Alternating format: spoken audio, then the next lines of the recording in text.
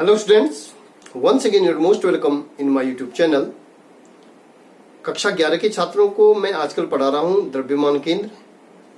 और द्रव्यमान केंद्र में आज मेरा टॉपिक है दृढ़ पिंड का द्रव्यमान केंद्र, centre of mass of a rigid body. मैंने बताया था सेंटर ऑफ मास प्रत्येक भौतिक निकाय से संबद्ध एक ऐसा बिंदु है जिस पर संपूर्ण निकाय की गति क्या होती है, अभिलक्षित होती है। और उस बिंदु माना उस निकाय पर कोई बाह्य बल कार्य कर रहा हो तो मानो ऐसा लगता है कि उस बिंदु पर ही निकाय का संपूर्ण द्रव्यमान व्यवस्थित है और उस निकाय की संपूर्ण गति ही उस द्रव्यमान केंद्र की क्या होती है, गति होती है। इस प्रकार के बिंदु को हम कह रहे हैं द्रव्यमान केंद्र। तो टॉपिक है बच्चों हमारा दृढ़ पिंड का द्रव्यमान केंद्र। अर्थात कि माना हमारे पास कोई दृढ़ पिंड है और वो दृढ़ पिंड आप जान रहे हैं कि पिंड किससे मिलकर बना हुआ है, कणों से मिलकर के बना हुआ है और असंख्य कणों से मिलकर के, असंख्य अवयवों से मिलकर के, कणों से मिलकर के बना हुआ है।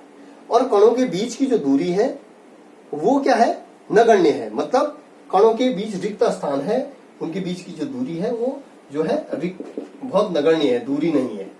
तो यदि हम क्या करेंगे, जो कण है इन कणों के बीच की डिस्टेंस क्या है, नगण्य मानते हुए, नगण्य है। और जब हम इस पर क्या कर रहे हैं, इस पिंड पर बाह्य बल लगा रहे हैं, बाह्य फोर्स हम इस पे काम कर रहे हैं, लगा रहे हैं, तो बाह्य फोर्स लगाने पर कणों की जो स्थिति है, स्थिति के सापेक्ष उनमें कोई परिवर्तन नहीं होता है। कणों की जो स्थिति के सापेक्ष उनमें कोई परिवर्तन नहीं होता है। इस कारण से जो है पिंड के आकार में कोई परिवर्तन नहीं होता है। ठीक है। और पिंड के आकार में परिवर्तन नहीं होता अर्थात हम कह सकते हैं कि इसमें जो द्रव्यमान है वो समान रूप से क्या है, वितरित है। ठीक है। जो दृढ़ पिंड है इसको हम दृढ़ पिंड मैंने आपको बताया, दृढ़ पिंड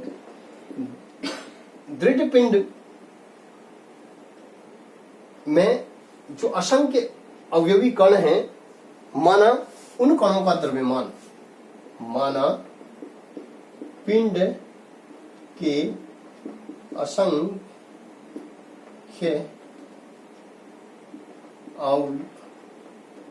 अवयवी कणों का द्रव्यमान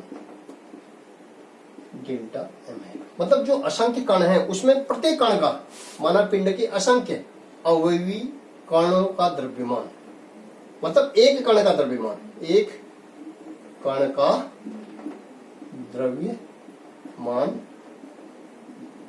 डेल्टा एम, जिसको डिफरेंशिएशन में भी हम लिख रहे हैं डीएम है। ठीक है। तो और उन कणों की जो, असंख्य कणों की जो स्थिति है एक्स, वाई और जेड स्थिति में, और प्रत्येक कण की एक्स, वाई तथा जेड अक्ष में स्थिति, ठीक है, या हम कहें कि जो कार्तीय तल है, सेंटर ऑफ मास का जो कार्तीय तल है, प्रत्येक कण की एक्स, वाई, जेड अक्ष में स्थिति अथवा कार्तीय तल में द्रव्यमान केंद्र की स्थिति, यह हो जाएगा आपका X centre of mass, Y centre of mass and Z centre of mass है। ठीक है। जो अवयवी कण है उस कण की स्थिति एक्स, वाई, जेड अक्ष में जो द्रव्यमान केंद्र निकालेंगे हम उसका इस सूत्र से निकालेंगे, X centre of mass, Y centre of mass और जेड सेंटर ऑफ मास है। ठीक है। तो बच्चों यहां पे हम इस सूत्र का प्रयोग करेंगे। एक्स अक्ष में यदि हम क्या निकाल रहे हैं, सेंटर ऑफ मास निकाल रहे हैं, तो हमारे पास जो सूत्र होगा वो होगा इंटीग्रेशन एक्स डेल्टा एम बटे इंटीग्रेशन डेल्टा एम। ओके, ठीक। y अक्ष में सेंटर ऑफ मास हो जाएगा, y अक्ष में सेंटर ऑफ मास ये हो जाएगा y centre of mass is equal to integration y delta m integration delta m, और z अक्ष में जो सेंटर ऑफ मास हो जाएगा वो हो जाएगा y डेल्टा m बटे डेल्टा m।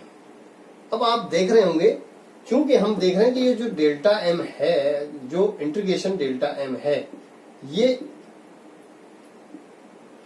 संपूर्ण द्रव्यमान है, पिंड का संपूर्ण द्रव्यमान।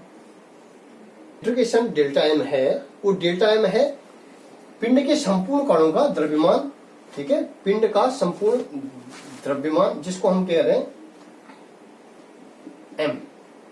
ओके, तो हम इसको इस तरीके से लिख सकते हैं, इसको हम जो है फाइनली किस तरीके से लिख सकते हैं, इसको ये हो जाएगा, इसको हमने लिख दिया इंटीग्रेशन y डेल्टा m बटे m, ठीक है,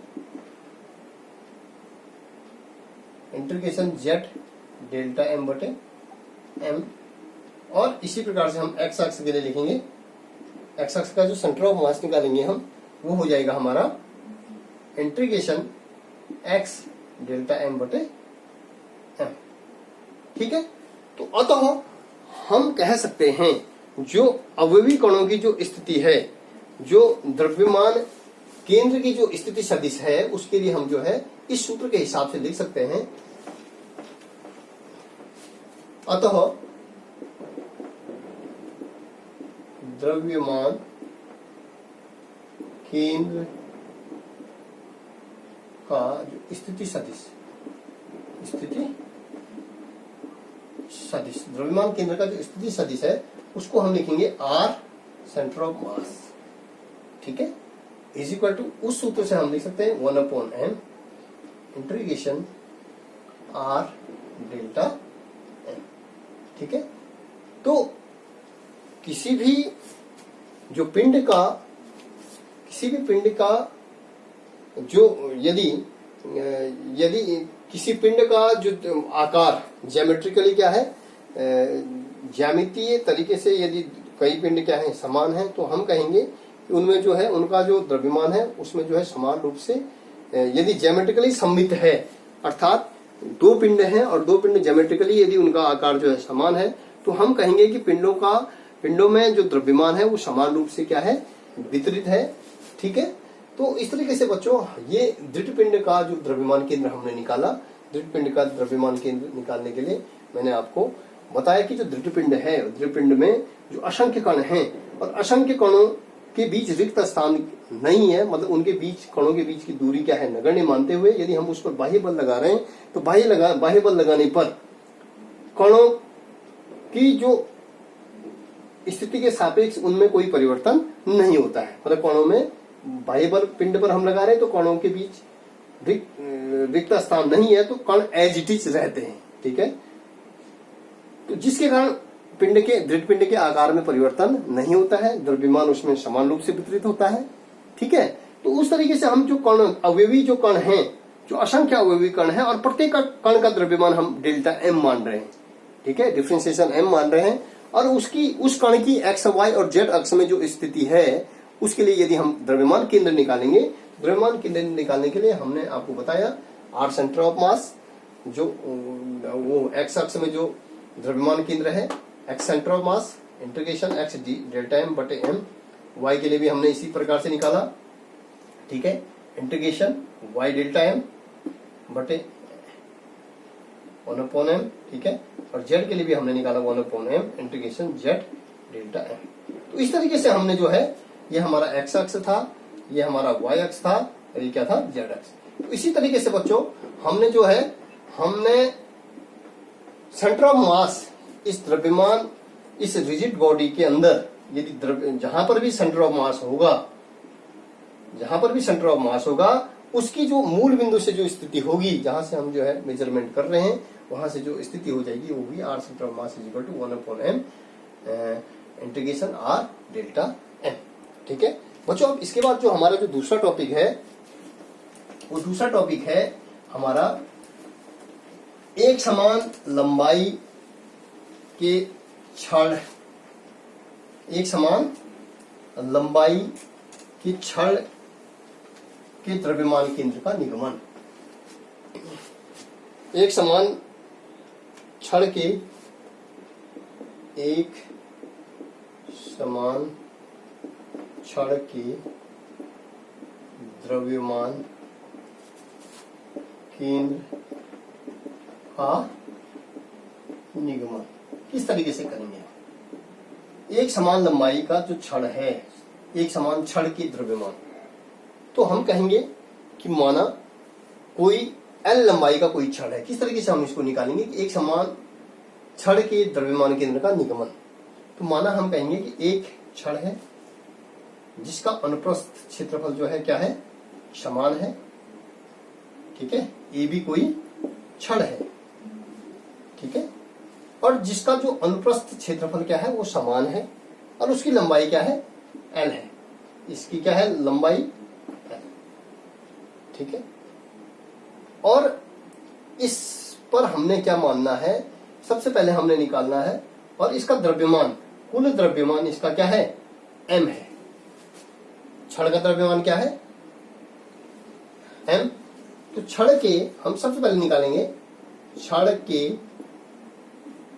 प्रति एकांक लंबाई में द्रव्यमान, वो हो जाएगा हमारा, वो जो है छड़ के प्रति एकांक लंबाई में जो द्रव्यमान हो जाएगा वो हो जाएगा M/L, ठीक है। छड़ के प्रति एकांक लंबाई में द्रव्यमान M/L हो जाएगा। अब हमने क्या किया कि इस छड़ में, चूंकि छड़ x अक्ष में स्थित है, किसमें x स्थित है, x अक्ष में, x अक्ष में स्थित है, तो इसकी जो है x तो है, x अक्ष में तो सेंटर ऑफ मास हम निकालेंगे, और सेंटर ऑफ मास इसका, इस छड़ का इस AB के लंबाई के बीच में ही कहीं ना कहीं पे होगा। और हमने इसके x अक्ष में सेंटर ऑफ मास निकालने के लिए हमने निकालना है, तो हम x अक्ष में जब छड़ है तो इसका y अक्ष और z अक्ष क्या होगा, शून्य होगा। यदि छड़ x अक्ष में है तो y अक्ष तथा z अक्ष शून्य होगा,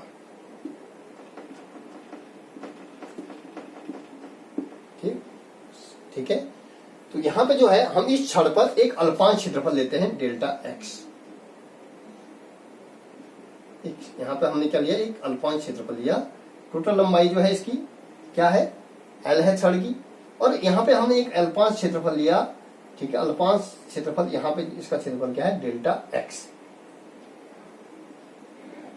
ठीक है। अब हमने बच्चों यहां पे क्या करना है, इसका द्रव्यमान निकालना है, ठीक है। और इसका द्रव्यमान जो है माना सब पूछ क्या है, यहाँ पर इस x का जो द्रव्यमान है वो द्रव्यमान हमने निकालना है। तो इस अल्पांश जो क्षेत्रफल है यहाँ पर जो द्रव्यमान हो जाएगा वो द्रव्यमान मैं आपको बताता हूं। इसकी जो अल्पांश लंबाई है वो अल्पांश लंबाई क्या है, डेल्टा x है। तो हम मानते हैं कि माना अल्पांश लंबाई का, माना अल्पांश, मैं क्या कह रहा हूं इसको, अल्पांश क्षेत्रफल का मैंने नहीं, इसकी जो है टोटल लंबाई क्या है, L है। यहां पर हमने एक अल्पांश लंबाई ली, सूक्ष्म लंबाई, जिसका हमने क्या माना, डेल्टा x, ठीक है। अल्पांश लंबाई है जिसको हमने क्या माना, डेल्टा x। तो माना अल्पांश लंबाई का द्रव्यमान डेल्टा m है, ठीक है। माना अल्पांश लंबाई का जो द्रव्यमान है वो डेल्टा m है, तो इसका द्रव्यमान हम निकालेंगे, तो द्रव्यमान हमारा हो जाएगा, इसका जो अल्पांश लंबाई का जो द्रव्यमान डेल्टा m है, अतः delta m is equal, delta m क्या होगा, dx गुणा गया इस छड़ के प्रति एकांक लंबाई पर जो द्रव्यमान होगा, अर्थात m/L dx, ठीक है। एम ये हो जाएगा इसका जो द्रव्यमान हो जाएगा, माना अल्पांश लंबाई का द्रव्यमान डेल्टा एम है, अतः अनुपांश लंबाई का जो द्रव्यमान डेल्टा एम होगा वो डेल्टा एम होगा अल्पांश लंबाई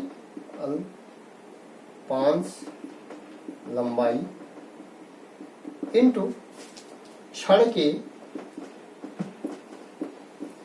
प्रति एकांक लंबाई पर द्रव्यमान। ठीक है, तो अल्पांश जो लंबाई है उसको हम बोल रहे हैं डेल्टा एक्स, और द्रव्यमान हो जाएगा क्षण के प्रत्येक एकांक लंबाई पर जो द्रव्यमान हो जाएगा वो हो जाएगा एम अपॉन एल। तो हम इसको जैसे लिख सकते हैं M upon L D X. ठीक है, अब चूंकि क्षण कैसी है, एक्स अक्ष में है, क्योंकि आप देख रहे हैं कि क्षण हमारा एक्स अक्ष में है और इसके लिए वाई अक्ष और जेड अक्ष क्या है, शून्य है। तो एक्स अक्ष पर जो द्रव्यमान सेंटर ऑफ मास निकालेंगे हम, मैंने आपको बताया है कि इसका जो सेंटर ऑफ मास होगा, ये भी क्षण है, उसका सेंटर ऑफ मास इसी क्षण के बीच में होगा कहीं ना कहीं। और चूंकि क्षण एक्स अक्ष में है तो एक्स अक्ष के लिए जो सेंटर ऑफ मास हो जाएगा, एक्स अक्ष के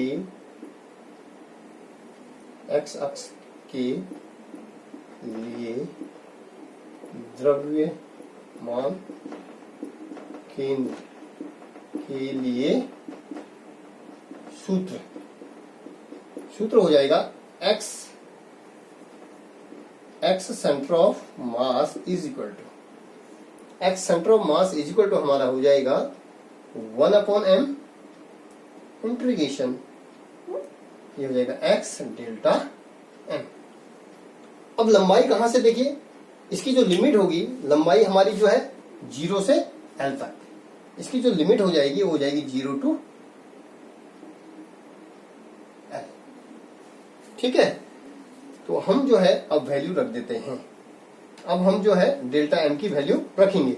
डेल्टा एम की जो वैल्यू हो जाएगी वो डेल्टा एम की वैल्यू हम रखेंगे, तो डेल्टा एम की वैल्यू हमारे पास हो जाएगी X centre of mass is equal to 1 upon M. ठीक है, इंटीग्रेशन 0 टू एल, हमारी लंबाई 0 से शुरू हो रही है एल तक, और ये हो जाए एक्स डेल्टा एम की जो वैल्यू हो जाएगी, वो हो जाएगी हमारी M upon L into delta X. अब आप देखेंगे इसको हम सॉल्व करेंगे तो m हमारा जो है m अपॉन एल हमारा क्या आ गया, जो है कॉमन आ गया, तो ये हो जाएगा integration 0 to L X D X. Okay, तो m से m क्या हो गया, कैंसिल, तो बच्चों ये हो जाएगा 1 अपॉन एल इंटीग्रेशन, लिमिट है 0 टू एल। ठीक है, तो इसके लिए सूत्र होता है, आपको मैंने एक समाकलन में सूत्र बताया था, x dx का जो समाकलन होता है वो होता है x की पावर n+1 बटे n+1। ये सूत्र मैंने ट्रिग्नोमेट्री में आपको कई बार बता चुका हूँ। वो सॉरी, जब भी मैंने आपको न्यूमेरिकल कराया तो समाकलन में मैंने आपको ये सूत्र कई बार बताया है। ठीक है, तो यहां पर हम कर सकते हैं, हमारा 1 अपॉन एल बचा x dx का जो समाकलन हो जाएगा, x की घात हम यहाँ पे एक भी मान लेते हैं तो कोई फर्क नहीं पड़ेगा, तो ये हो जाएगा एक्स स्क्वायर अपॉन 2, n+1 बटे 1+1, और n का मान क्या है 1, तो ये हो जाएगा 2, और ये हो जाएगा बच्चों 0 टू l। अब हम लिमिट लगाएंगे, क्या लगाएंगे, लिमिट। तो लिमिट लगा के आप देखेंगे ये हो जाएगा X centre of mass is equal to 1 upon L into L square बटे 2 माइनस 0। ठीक है, तो यहां पर आप देखेंगे X centre of mass is equal to हो जाएगा 1 upon L into L square बटे 2, तो एल से एल कैंसिल, ये हो गया एल अपॉन 2। तो एक्स अक्ष में जो सेंटर ऑफ मास होगा, एक्स अक्ष में जो सेंटर ऑफ मास हो जाएगा वो हो जाएगा एल अपॉन 2। तो एक्स अक्ष में जो सेंटर ऑफ मास हमारा निकलेगा वो हो जाएगा एल अपॉन 2। ठीक, और वाई अक्ष और जेड अक्ष चूंकि क्या है, 0 है, इसके लिए वाई अक्ष और जेड अक्ष क्या है, 0 है, तो ये हो जाएगा 0। तो इसके जो एक्स अक्ष में जो सेंटर ऑफ मास हो जाएगा उसके लिए जो है हमारे पास हमने निकाल दिया। एक समान लंबाई के, जिसका अनुप्रस्थ क्षेत्रफल क्या हो, समान हो, और उसकी लंबाई l हो, तो उसका जो सेंटर ऑफ मास निकालने के लिए हम इस तरीके से निकाल देंगे। यदि छड़ x अक्ष में है तो हमारा x अक्ष में जो निकालेंगे हम सेंटर ऑफ मास, यदि y अक्ष में है, छड़ y अक्ष में है तो सेंटर ऑफ y अक्ष में, और यदि छड़ z अक्ष में है तो सेंटर ऑफ मास हम क्या निकालेंगे, z अक्ष में निकालेंगे।